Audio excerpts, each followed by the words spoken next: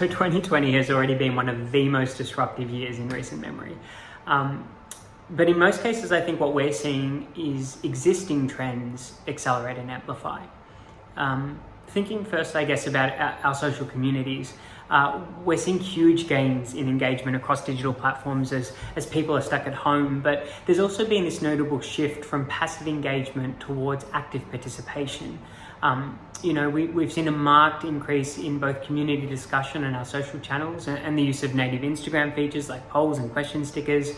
And although we don't yet know how that will evolve over the next 12 months, we're taking this time to, I guess, reimagine what brand experiences look like in a world where people can't be physically present, and how tools like live streaming and social messaging can extend those experiences even after COVID-19 restrictions have passed.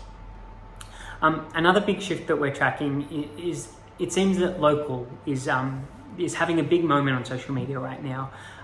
Social has always been this kind of global space, but I guess taking an Australian view after the devastating bushfires earlier this year and I guess the economic impacts of COVID-19, there's definitely this macro shift towards supporting local businesses and suppliers as we recover. We've seen things like support local stickers on Instagram and I guess a host of small businesses trade online for the first time, supported in large part, I think, through networks of local social communities, helping to get the word out. Even as a big national retailer, at Country Road, we've certainly seen this shift towards our local community stores as we've kind of slowly started to reopen. People are staying in their local communities to support those businesses, and we've had incredible success with campaigns that highlight our support for Australian farmers, including Verified Australian Merino and cotton. And so I think the question becomes, how can you kind of lean into this idea of local in this moment, and how can social media help you do that? The final big, community shift that we've seen in recent times is this move from a call for action over awareness for social issues. The idea of, I guess, authenticity has always been incredibly important on social, but in 2020 we're seeing communities call for action over awareness more than before. For instance, for many people, most recently, it wasn't enough to post a black square on Instagram to show support for Black Lives Matter. Social communities increasingly seem to want to know how your actions support your statements.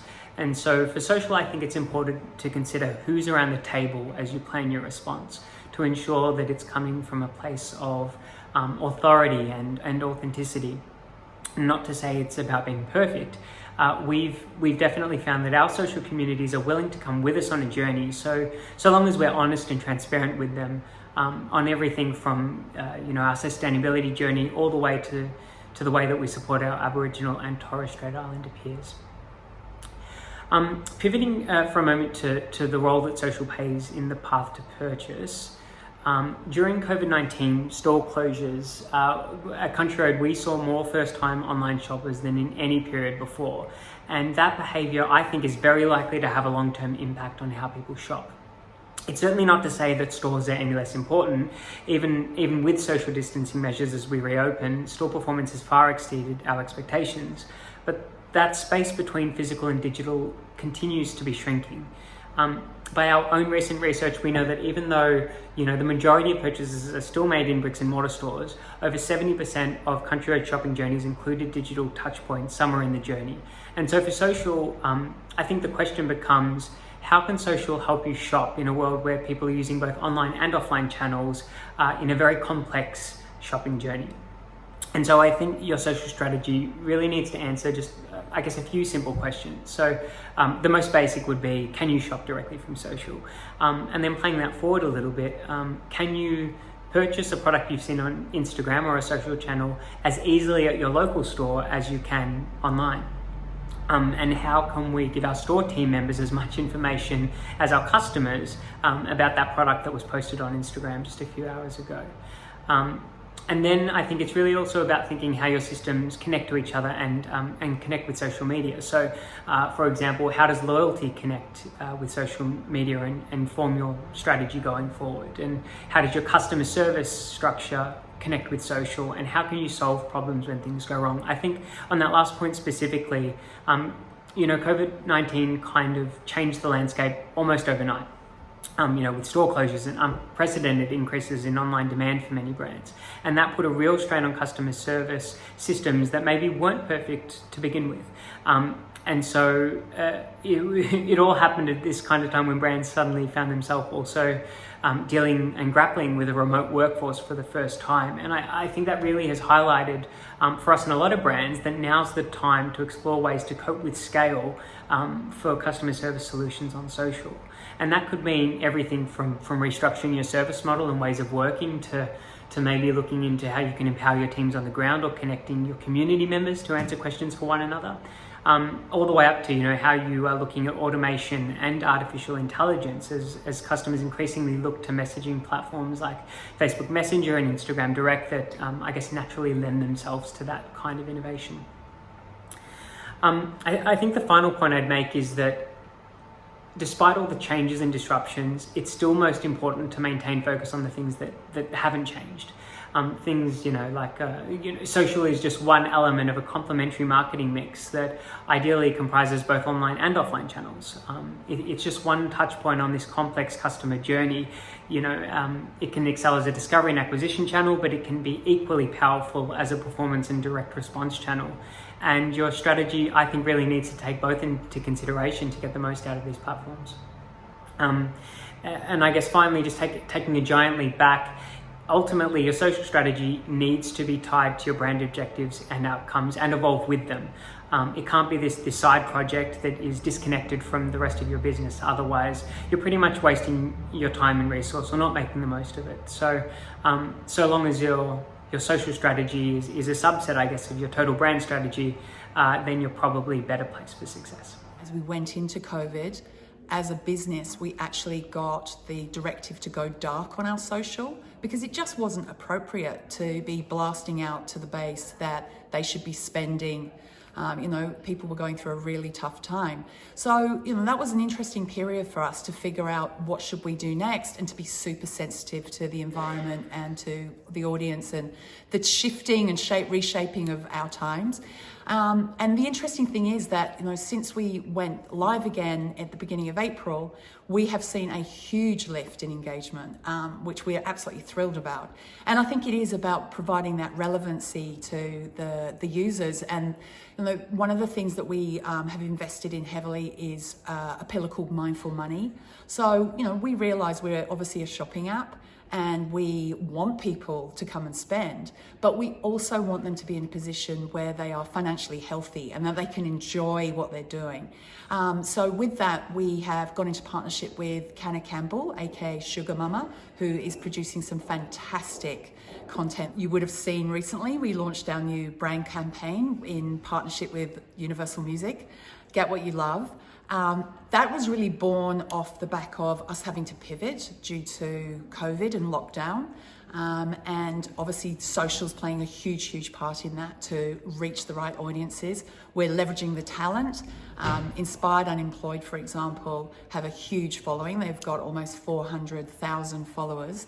And within the first 24 hours, we'd had over 100,000 views of the video through their channel. So, we are just looking at the smart ways to talk to people, build our brand, tell our story in our very unique way.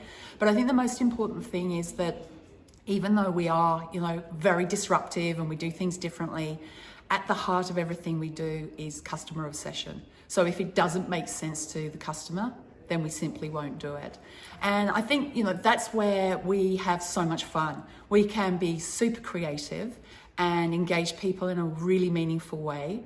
But at the heart of it, we're actually adding value to their lives. And that is really our focus. If we turn our attention to COVID-19, I think unarguably social media has risen to the top. It's been a real winner. Just look at TikTok. And I think that's really testament to the role that social media plays in people's lives, but in society more broadly.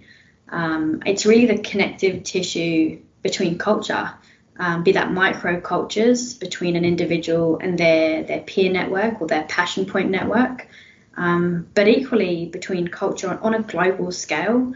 And that really presents challenges and considerations. And we're seeing that play out literally in the media as we speak, depending on kind of what side of that you fall in terms of how you think about the role of these social media platforms in the nature of the voices that they're ultimately amplifying within their platforms.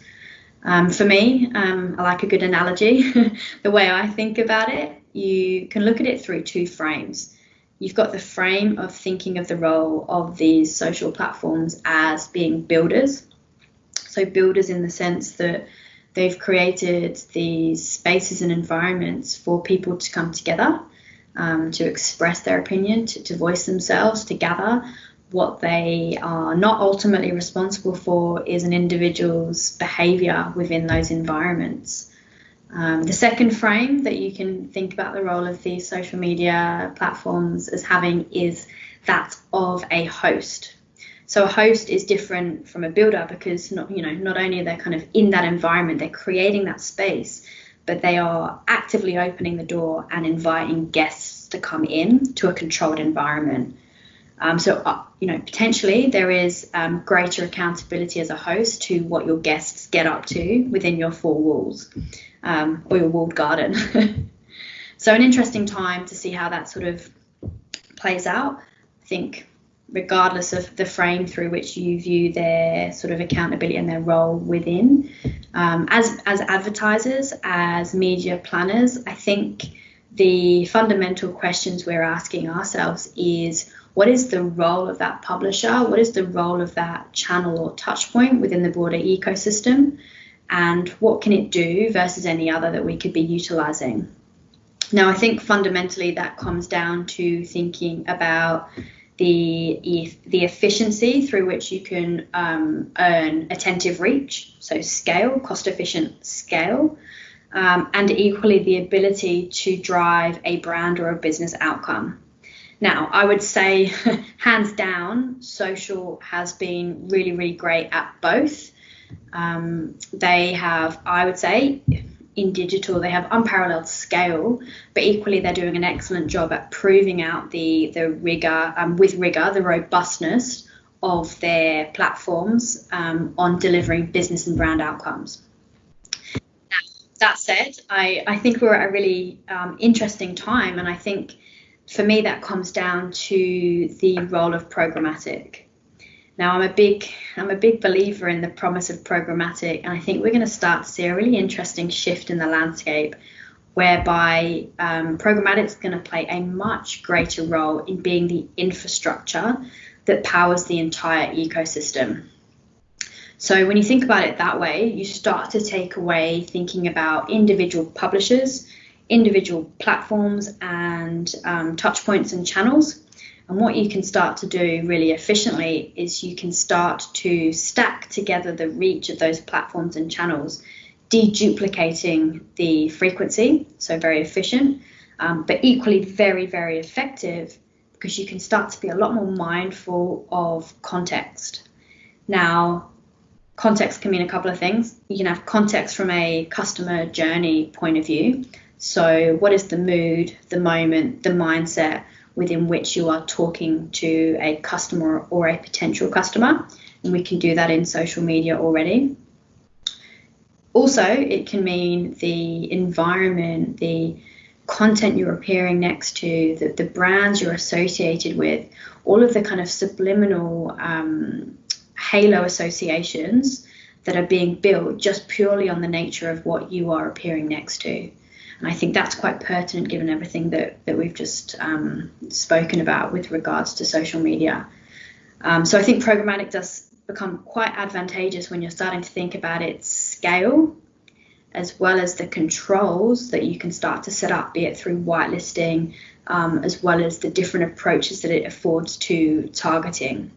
So a very, very interesting time, and I think we're going to start to see some real shifts over the next 6 to 12 months. So watch this space.